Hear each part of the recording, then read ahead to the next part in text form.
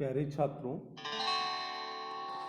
BA तृतीय वर्ष संस्कृत में श्रीमद् भगवत गीता के द्वितीय अध्याय का हम सभी अध्ययन कर रहे थे। श्रीमद् भगवत गीता के द्वितीय अध्याय में श्री कृष्ण अर्जुन को उपदेश दे रहे थे। आत्म तत्व के बारे में उन्होंने बताया था। आत्म तत्व के बाद उन्होंने बुद्धि के बारे में बताया और बुद्धि में भी उन्होंने बुद्धि के बारे से समत्व बुद्धि के बारे में बताने से पूर्व उन्होंने निष्काम कर्म योग के बारे में भी बताया और निष्काम कर्म योग के बारे में बता देने के बाद में उन्होंने समत्व बुद्धि युक्त प्राणी के बारे में श्री कृष्ण को विस्तृत उपदेश दिया कि समत्व बुद्धि युक्त प्राणी किसे कहा जाता है और जिस प्राणी की बुद्धि समत्वता से युक्त होती है वो प्राणी कैसा होता है। इन सभी बातों का श्री कृष्ण ने अर्जुन को उपदेश दिया। इतना उपदेश देने के बाद में फिर अर्जुन श्री कृष्ण से कहते हैं और इस 54वें श्लोक में क्या कह रहे हैं श्री कृष्ण अर्जुन श्री कृष्ण से क्या कह रहा है। स्थित प्रगस्य का भाषा समाधिस्तस्य केशव स्तद्धि किम प्रभासे किमाश्रित व्रजेत किम। इस 54वें श्लोक में अर्जुन श्री कृष्ण से स्थित प्रज्ञ व्यक्ति की विशेषताओं के बारे में चर्चा कर रहा है कि स्थित प्रज्ञ व्यक्ति किसे कहा जाता है, वह कैसा बोलता है, कहाँ रहता है और कहाँ या कैसे जाता है, कैसे गमन करता है। इसी बात को कहते हुए अर्जुन कह रहा है कि हे केशव, हे श्री कृष्ण, समाधिस्तस्य स्थित प्रगस्य का भाषा स्तद्धि किम प्रभासेत किम आसीत किम व्रजेत। अर्थात हे कृष्ण, समाधिस्तस्य अर्थात समाधि में स्थित या समाधि में बैठे हुए या परमात्मा के बारे में चिंतन करने वाले स्थित प्रज्ञ से अर्थात स्थिर बुद्धि वाले पुरुष की अर्थात समत्व बुद्धि युक्त पुरुष की, यानी स्थिर बुद्धि वाला पुरुष किसे कहा जाता है कि जिसकी बुद्धि हमेशा स्थिर रहती है, डावाडोल नहीं रहती है।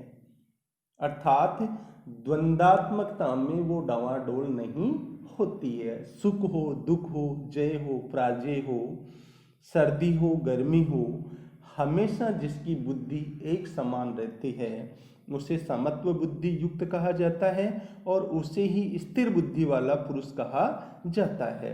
इसलिए अर्जुन श्री कृष्ण से कह रहे हैं कि हे कृष्ण, समाधि में स्थित अर्थात परमात्मा के ज्ञान में तल्लीन या परमात्मा के बारे में जानने के इच्छुक या परमात्मा के ज्ञान में समाहित स्थिर बुद्धि वाले पुरुष की का भाषा अर्थात क्या परिभाषा है, यानी उस व्यक्ति को हम किस प्रकार से जान सकते हैं, अर्थात उसके क्या लक्षण हैं। स्तद्धि ही किम प्रभासेत और स्थिर बुद्धि वाला पुरुष, यानी जिस पुरुष की बुद्धि स्थिर है, डावाडोल नहीं होती है, उस स्थिर बुद्धि वाला वह स्थिर बुद्धि वाला पुरुष किम यानी कैसे प्रभाषित अर्थात बोलता है, वह किस प्रकार बोलता है अर्थात अपने विचार व्यक्त करता है। किम यानी कैसे, आसीत यानी बैठता है, यानी वह किस प्रकार से बैठता है। किम व्रजेत और कैसे जाता है। अर्जुन ने यहाँ श्री कृष्ण से स्थित प्रज्ञ व्यक्ति के बारे में जानना चाहा है। समेकित रूप से इसका अर्थ देखते हैं हम। हे श्री कृष्ण, समाधिस्थ स्थित प्रज्ञ का लक्षण क्या है। वह कैसे बोलता है, कैसे बैठता है, कैसे चलता है, मुझे विस्तार से बताइए। यहाँ पर व्याकरणात्मक टिप्पणी देख लेते हैं। स्थित प्रज्ञ, स्थित प्रज्ञस्य अर्थात स्थिता प्रज्ञा यस्य स, स्थित प्रज्ञ है अर्थात जिसकी बुद्धि स्थित है यानी स्थिर है, वह स्थित प्रज्ञ कहलाता है।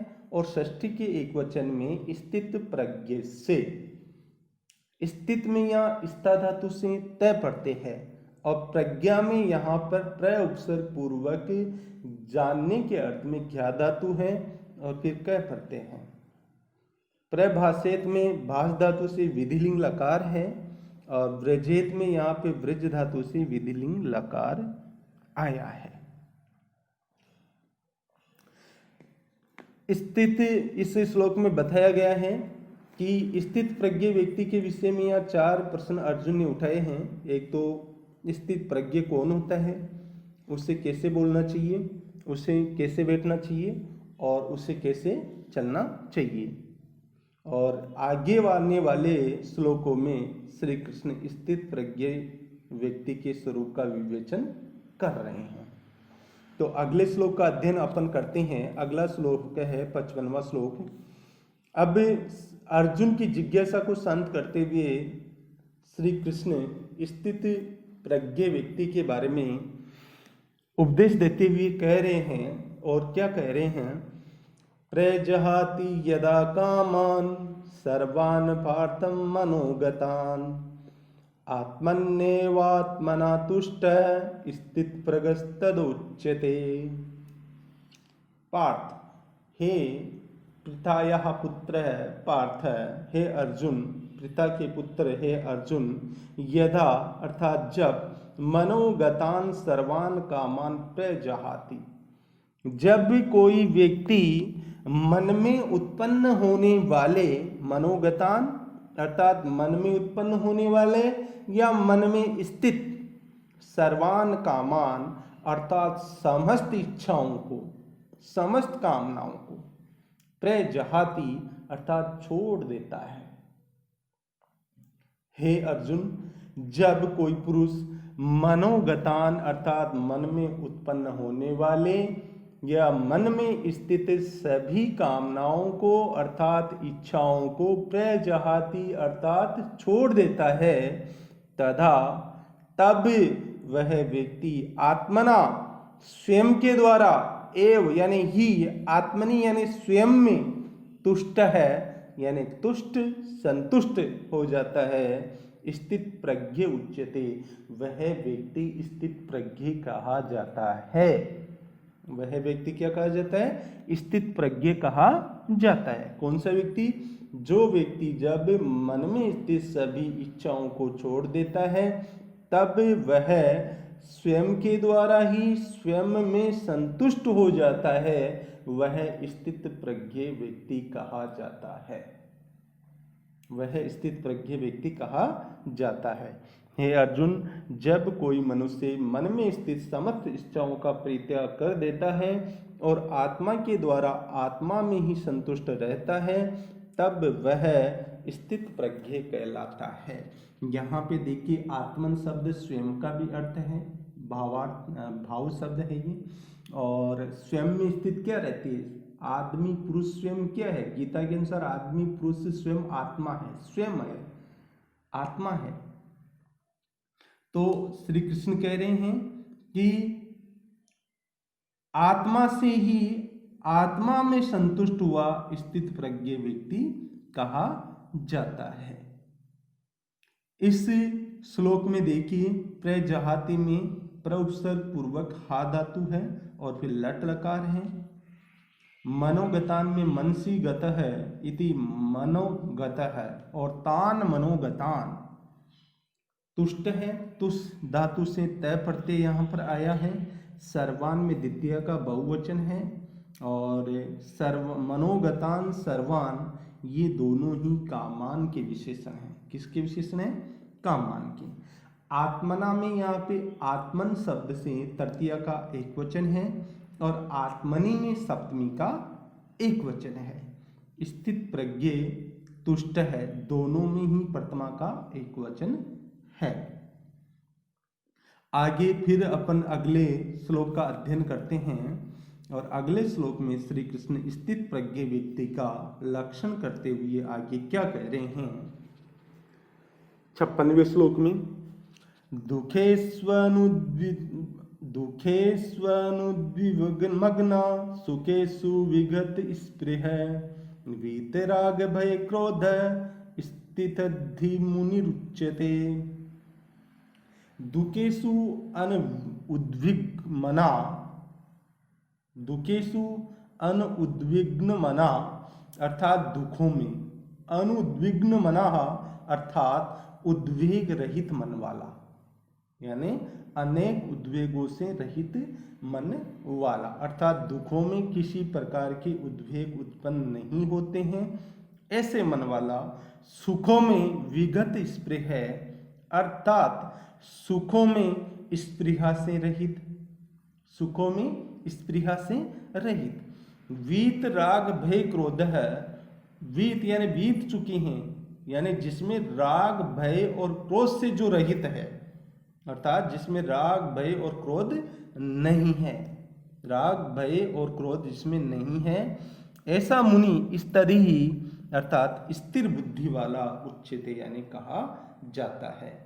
ऐसा मुनि स्थिर बुद्धि वाला कहा जाता है, अर्थात जो दुख आने पर परेशान नहीं होता है, सुख आने पर जो निष्प्रिय हो जाता है, राग द्वेष भय और क्रोध से जो ऊपर उठा हुआ है, ऐसे मुनि तुल्य मनुष्य को, ऐसे मनुष्य को या मुनि के तुल्य या मुनि के समान मनुष्य को स्थित प्रज्ञ व्यक्ति कहा जाता है। इसमें देखिए अनुद्विग्न मनः न उद्विग्न मनु, उद्विग्न मन है यस्य असो। उद उपसर्ग पूर्वक नई समास है यहाँ पे, और नई समास के बाद में उद उपसर्ग विज धातु से तय पड़ते हैं और मनस शब्द से फिर यहाँ पर प्रथमा है, और वीत में वी उपसर्ग पूर्वक इन गतो धातु से तय पड़ते हैं, और विगत स्पृह में विगता स्पृहा यस्य से विगत स्पृह बहुवीरी समास है यहाँ पर। और इसके अलावा दुखेशु और सुखेशु दोनों में ही सप्तमी का बहुवचन आया है, दोनों में ही क्या है, सप्तमी का बहुवचन आया है। इस श्लोक में सुख दुख में जो एक समान रहता है और राग द्वेष आदि से सर्वथा दूर है, वही स्थित प्रज्ञ कहलाता है। ऐसा उपदेश श्री कृष्ण ने अर्जुन को दिया है। धन्यवाद।